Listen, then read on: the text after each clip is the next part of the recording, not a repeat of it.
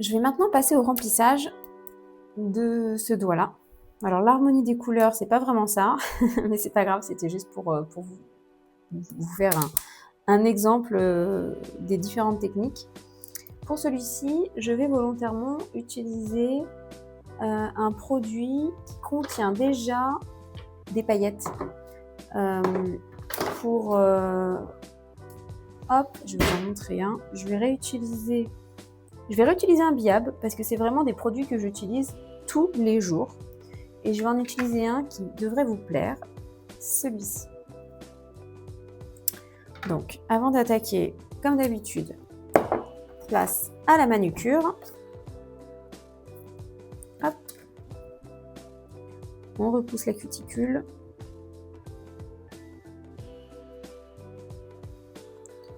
Et on remonte.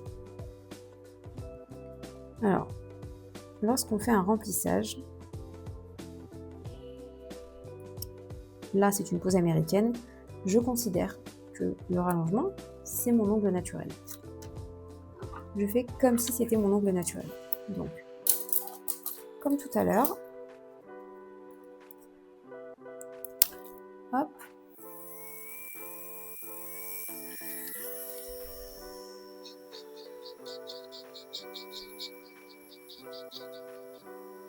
on travaille avec le ventre.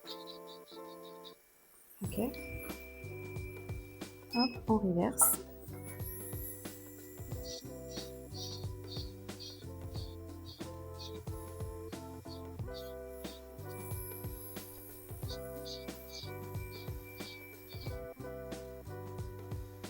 Voilà. Ensuite, le petit embout olive.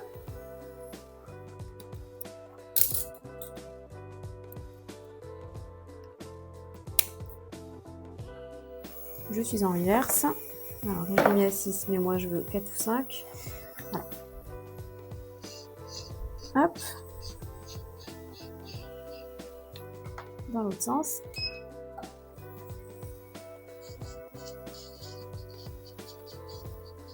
Parfait.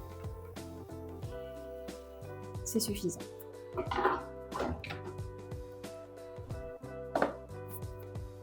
Hop. On griffe dans le même sens. Et le désinfectant. Parfait. Hop là. Parfois, j'ai des clientes qui ont du retard ou j'ai des clientes qui arrivent en me disant « je suis pressée ». Lorsqu'elles me disent ça, c'est très simple. J'utilise des biabs parce que j'ai toute une collection. Je vais vous montrer ça. Alors, il n'y a pas que The Gel Bottle qui fait des gammes comme celle-là. Hop. Je vais vous montrer le nuancier, le panel. Ça reste des choses très neutres, mais il y a de très très belles choses. Il y a même du rouge, regardez. Alors après, ce qu'il faut expliquer à la cliente, c'est que effectivement, ce sont des gels avec un peu de transparence. Alors il y en a qui sont un peu plus opaques que d'autres, mais malgré tout, il y a un petit peu de transparence, quoi qu'il arrive. Comme tout à l'heure, je vais remettre ça. Je vais reprendre mon petit pinceau avec mon petit panda. La base d'adhérence, très important. On frotte sur l'ongle, toujours.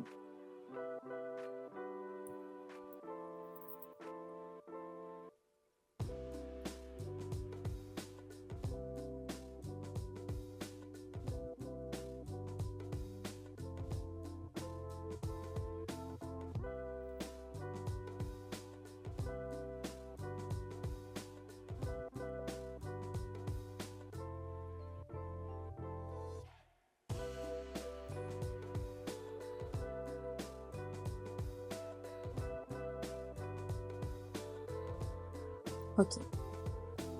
En catalyse. Ok. Je vais passer au remplissage. Donc, j'utilise la couleur Enchanting. Elle plaît beaucoup cette couleur. Et regardez. voyez, c'est très pailleté. Donc, comme d'habitude, une couche fine.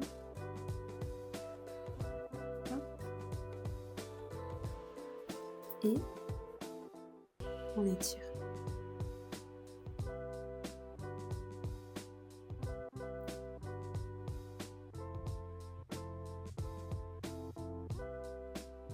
Alors, comme la capsule est transparente, il ne faut pas se faire avoir. Celui-ci, je sais qu'il est pailleté et qu'il recouvrira assez, que ce ne sera pas vilain, que le bord libre, ça fera naturel. Attention si vous utilisez quelque chose pour remplir qui est trop transparent.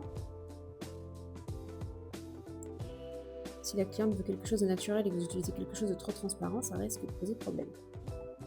De ne pas lui plaire. Vous verrez qu'il y a des clientes qui aiment que ce soit transparent ou naturel et d'autres qui ne supportent pas le transparent. À l'envers.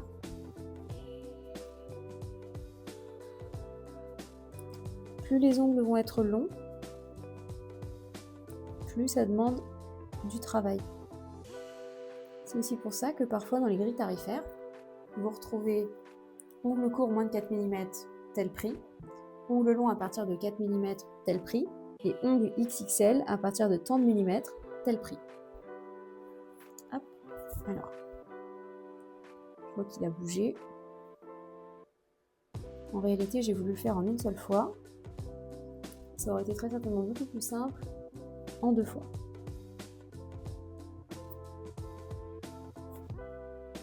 Ok, je vais aller hop, vite sous la lampe avant de faire des bêtises.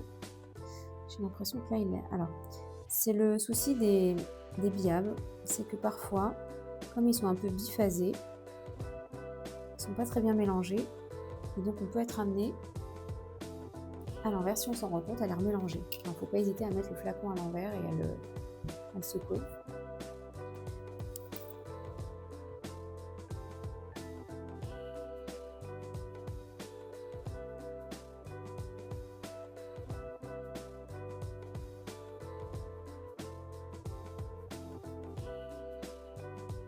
Je vois qu'il a touché la cuticule. En fait, là, je rencontre 2 difficultés. Donc, c'est très bien, ça me permet de vous montrer. Le gel est quand même assez fluide. L'ongle est très long. Donc, j'ai du mal à le positionner, à ce qu'il reste en place. Hop, quand je le remets droit, il a tendance à couler sur les côtés. Et il n'est pas droit, et je le vois. Et ça me pose problème. Hop, hop. Mais c'est très bien, c'est formateur. Alors, je vais le catalyser comme ça.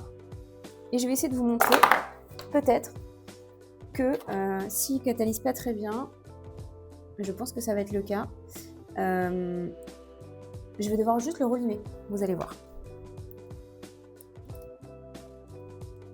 Hop.